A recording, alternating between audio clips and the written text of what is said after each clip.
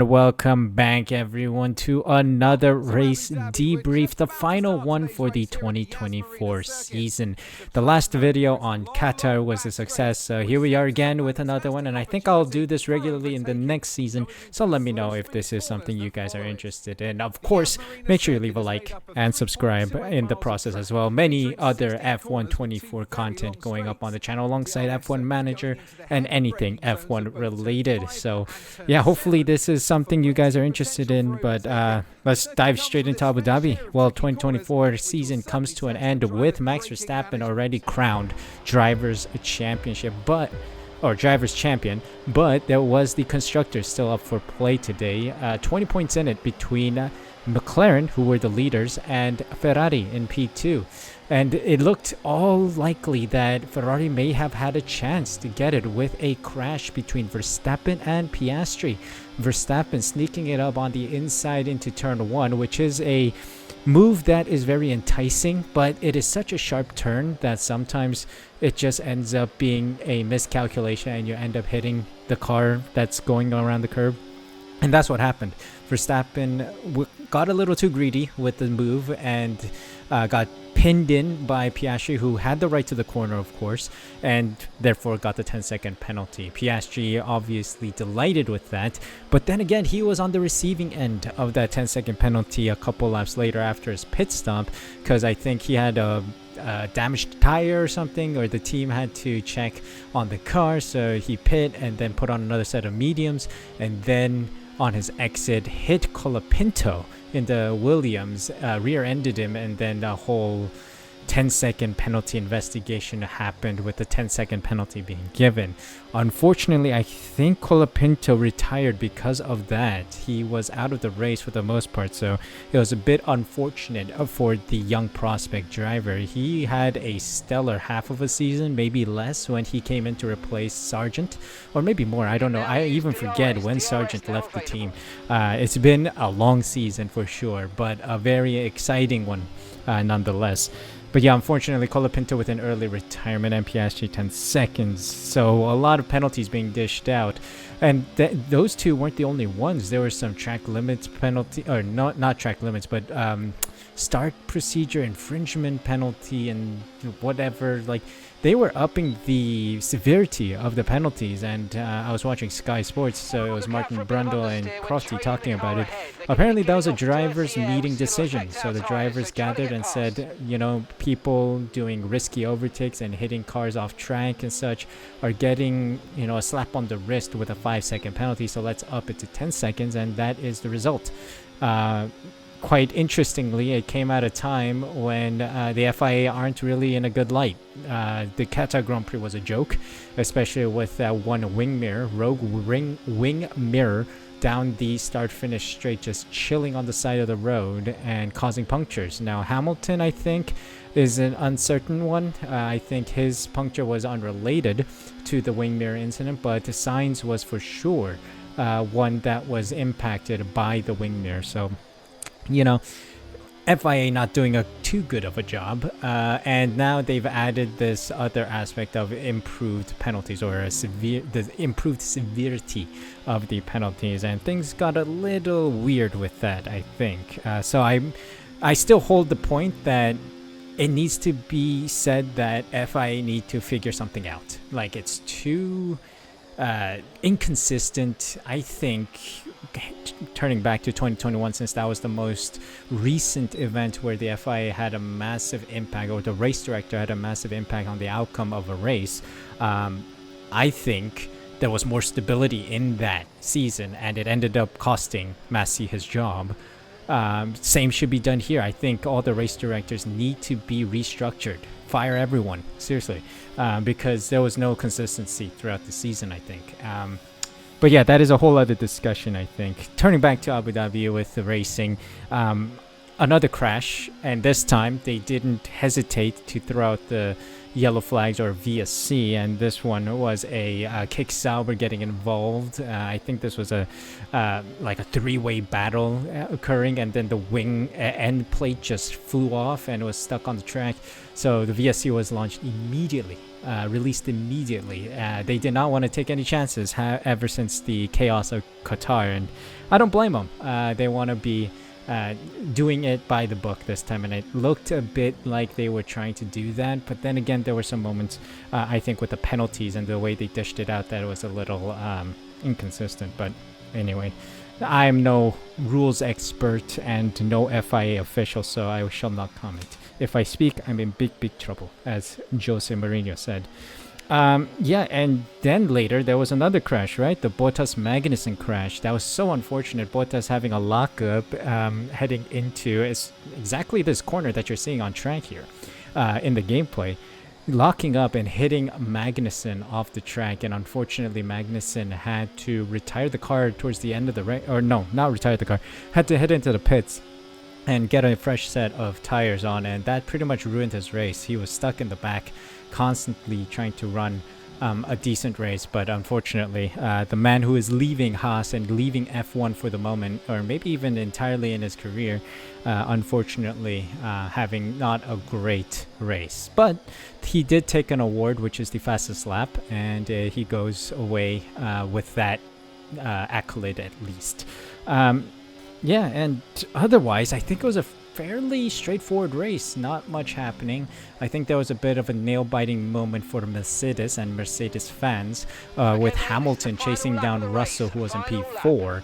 And yeah, that was quite a nail-biting incident, like trying to see if Hamilton could get P4 ahead of his teammate. And on the last lap, he makes it happen.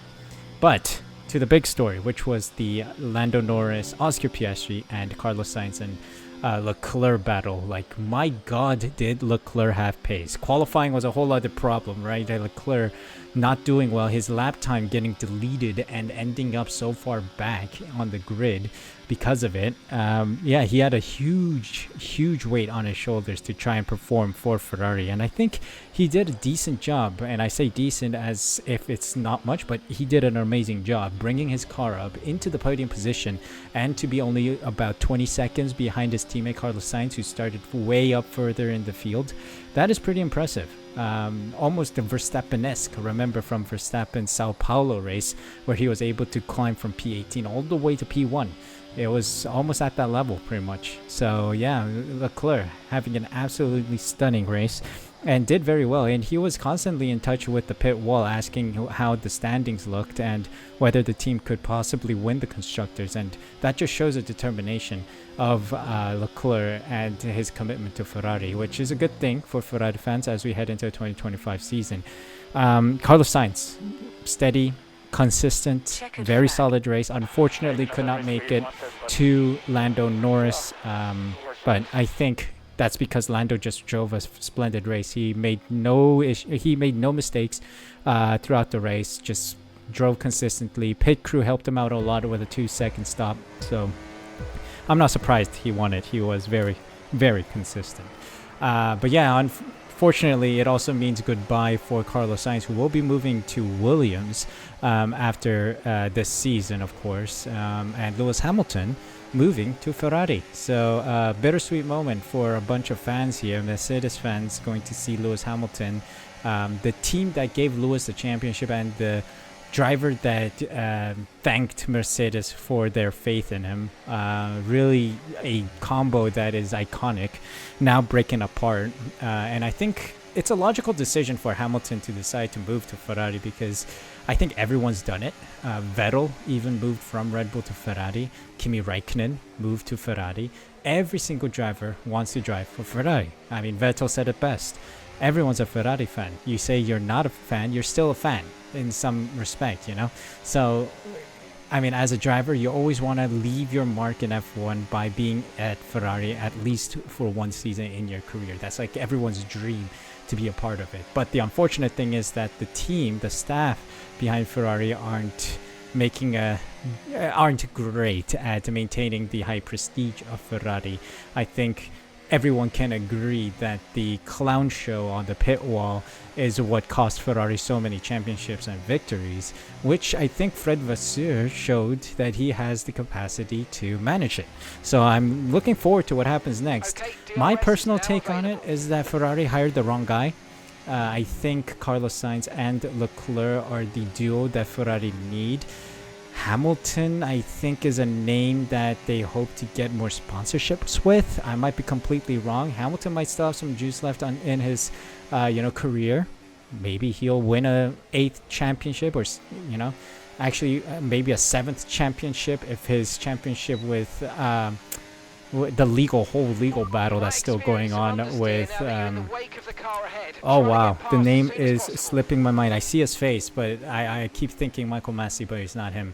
Anyway, his 7th title is under threat for legal battles after Crashgate. So yeah, I don't know. We'll see what happens with that legal battle, but maybe he's going to try to win his 8th, and then that will be his, final goodbye.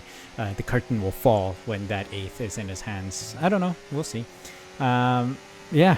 Otherwise, there's also more goodbyes to say, of course. Zhou Guanyu leaving the sport, no seat for next year.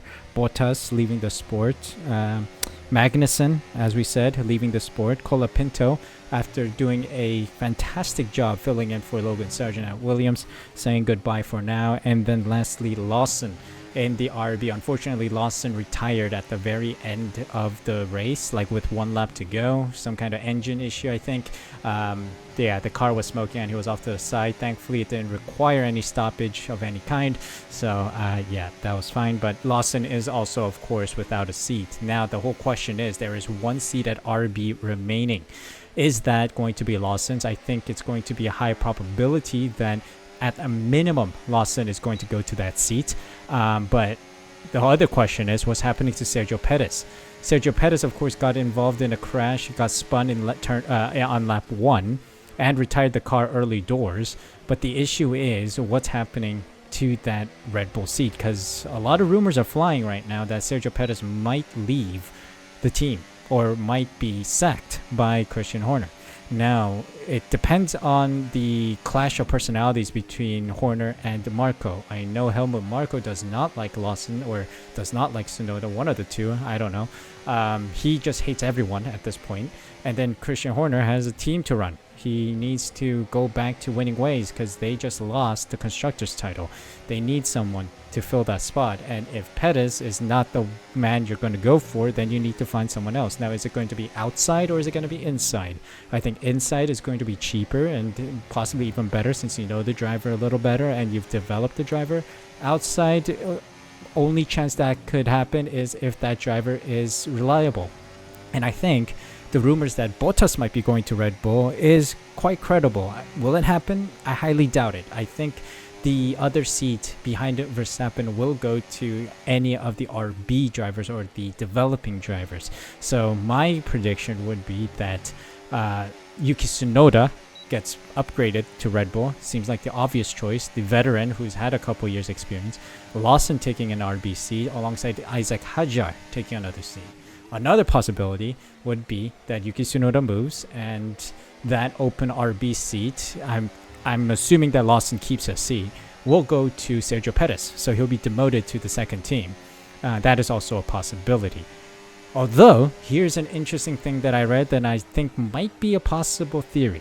Someone wrote on the, I think it was an Instagram post under F1, someone wrote that it could be possible that Red Bull tried to give Perez a very old car because they want to get more hours in the wind tunnel. Of course, associated with the Constructors' Championship is not only the prize money, but also wind tunnel hours, development hours.